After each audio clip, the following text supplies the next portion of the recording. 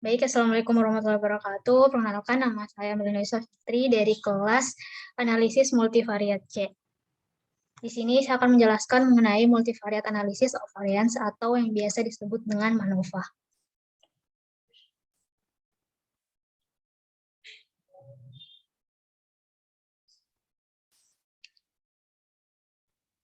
MANOVA adalah salah satu analisis multivariat dan juga merupakan perluasan dari univariat yang dapat digunakan untuk memeriksa secara simultan hubungan antara beberapa variabel bebas dengan skala pengukuran nominal atau ordinal, dan dinyatakan sebagai perlakuan dengan dua atau lebih variabel tak bebas yang mempunyai skala pengukuran interval atau rasio dan dinyatakan sebagai variabel independen.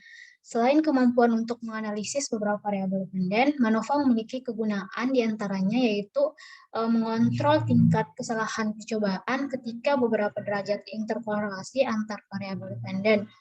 Yang kedua yaitu menyediakan lebih banyak kekuatan statistik dibandingkan ANOVA ketika jumlah variabel dependen adalah 5 atau lebih sedikit. Selanjutnya untuk asumsi dari MANOVA sendiri, yang pertama itu data berdistribusi normal multivariat atau variabel dependen. Ada Kiki plot atau sebaran titik berada di garis linear. Yang kedua ada uji Shapiro-Wilk test, di mana ketika p-value-nya itu lebih dari 0,05, maka data berdistribusi normal multivariat. Yang kedua ada kesamaan ragam dari matriks ragam peragam. Menggunakan uji box M test, yang ketika p-value-nya lebih dari 0,05, maka ragam dari matriks ragam peragam itu bersifat homogen. Yang ketiga, terdapat hubungan linear antara variabel dependen menggunakan korelasi Pearson, di mana ketika p-value-nya kurang dari 0,05, maka terdapat hubungan linear antara variabel dependen, yang nilai korelasinya itu di antara negatif 1 dan 1.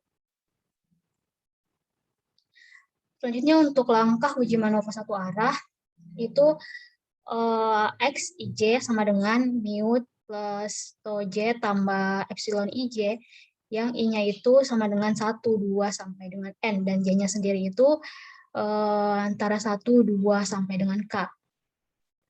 Yang pertama untuk menentukan hipotesis nolnya itu mu1 sama dengan mu2 sama dengan mu3 sampai dengan mu K. Untuk hipotesis satunya sendiri, mu I tidak sama dengan mu J. Yang kedua, menentukan nilai alfa. Yang ketiga, statistik uji yang digunakan yaitu uji Wilks, uji Roy, uji Lawley-Hotelling, dan uji Pillay. Untuk keputusan pengujian, ketika p-value-nya lebih dari 0,05, maka terima H0. Dan apabila p-value-nya kurang dari 0,05, maka tolak H0. Selanjutnya untuk langkah uji MANOVA dua arah. YIJK sama dengan mu plus tau I plus beta J plus gamma IJ plus dengan epsilon, yang mana I-nya sama dengan 1, 2, sampai dengan A, dan J-nya sama dengan 1, 2, sampai dengan B, dan K-nya sendiri sama dengan 1, 2, sampai dengan N. Yang pertama untuk menentukan hipotesis untuk pengaruh perlakuan. H0-nya sendiri itu tau 1 sama dengan tau 2 sama dengan titik sampai dengan tau A, di mana tidak ada pengaruh perlakuan. Untuk hipotesis satunya, tau I tidak sama dengan 0. Dalam hal ini minimal ada satu pengaruh perlakuan. Yang kedua, dalam menentukan hipotesis untuk pengaruh kelompok, itu H0-nya sama dengan beta 1 sama dengan beta 2 sampai dengan beta B sama dengan 0, di mana tidak ada pengaruh kelompok, dan hipotesis satunya sama dengan beta J tidak sama dengan 0, di mana minimal ada satu pengaruh kelompok. Selanjutnya untuk studi kasus. Tujuan penelitian ini adalah untuk mengetahui apakah terdapat perbedaan pengaruh yang nyata antara perlakuan dari kontrol kloroquine NaC 0,25, NaC 0,5, NaC1, kloroquine plus NaC 0,25, kloroquine plus NaC 0,5, dan kloroquine NaC1 terhadap jumlah MDA pada hari ketiga, kelima, dan ketujuh secara bersama-sama. Data yang diperoleh adalah sebagai berikut.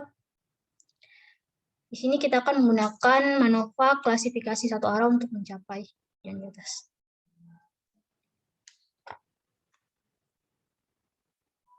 Nah, di sini saya menggunakan RStudio untuk menginput data untuk menghasilkan pengujian MANOVA tersebut. Yang pertama dilakukan adalah menginput data. Setelah itu melakukan pendefinisian dari Y1, Y2, Y3. Nah, untuk nama Y1 ini penamaan data pada hari ketiga, Y2 pada hari kelima, dan untuk Y3-nya itu pada hari ke-7. Dan untuk perlakuan, ada 3 perlakuan yang digunakan, yaitu klor, NaC 0,25, dan NaC 0,5. Setelah itu, Diran akan mendapatkan tabel seperti ini. Nah, selanjutnya kita akan menggunakan uji normalitas multivariat. Nah, pertama-tama di sini kita memanggil library MV-NOM-test agar bisa melakukan uji Shapiro untuk mengetahui nilai dari Y1, Y2, Y3 untuk dalam hal ini untuk memenuhi asumsi normalitas multivariat tadi. Selanjutnya didapatkan hipotesis. Hipotesis 0 itu pengamatan berdistribusi normal multivariat. Hipotesis satunya pengamatan tidak berdistribusi normal multivariat. Nah, di sini didapatkan hasil bahwa Y1-nya itu nilai p-value-nya itu kurang dari alfa atau kurang dari 0,05. Maka keputusannya adalah tolak H0. Selanjutnya untuk Y2-nya sendiri, di sini nilai p-value-nya itu lebih dari alfa atau lebih dari 0,05, maka terima H0. Dan untuk Y3-nya sendiri menunjukkan nilai p-value-nya itu kurang dari alfa atau 0,01629 kurang dari 0,05. Jadi kesimpulannya asumsi yang terpenuhi uji normalitas multivariat hanya pada Y2 karena p-value-nya tadi lebih dari alfa, sedangkan pada Y1 dan Y3 pengamatan tersebut tidak berdistribusi normal multivariat. Nah, setelah itu kita bisa melanjutkan untuk analisis MANOVA. Dengan membentuk MANOVA ARES Y1, Y2, Y3 berdasarkan perlakuan yang ada. Yang pertama kita menggunakan uji statistik uji Pillai. Dan yang kedua, di sini kita menggunakan statistik uji Roy, yang ketiga kita menggunakan statistik uji Wilks, dan yang keempat kita menggunakan statistik uji Hotelling-Lawley. Nah, keempat uji ini merupakan uji secara bersamaan atau simultan. Nah, setelah kita run akan mendapatkan nilai p-value uji Pillai sebesar 0,0783 dan nilai p-value uji Roy sebesar 0,05625, terus nilai p-value dari uji Wilks sebesar 0,1243 dan nilai p-value dari uji Hotelling-Lawley sebesar 0,2106. Sehingga dapat kita berhipotesis untuk hipotesis 0 itu mu Y1 sama dengan mu Y2 sama dengan mu Y3. Dan hipotesis satunya setidaknya terdapat satu vektor rataan yang berbeda. Untuk keputusannya, untuk uji Pillai sendiri p-value-nya itu lebih dari alfa. Atau dalam hal ini 0,0783 lebih dari 0,05, maka keputusannya terima H0. Dan untuk uji Roy, p-value juga lebih dari alfa, yaitu 0,0562 lebih dari 0,05, maka terima H0.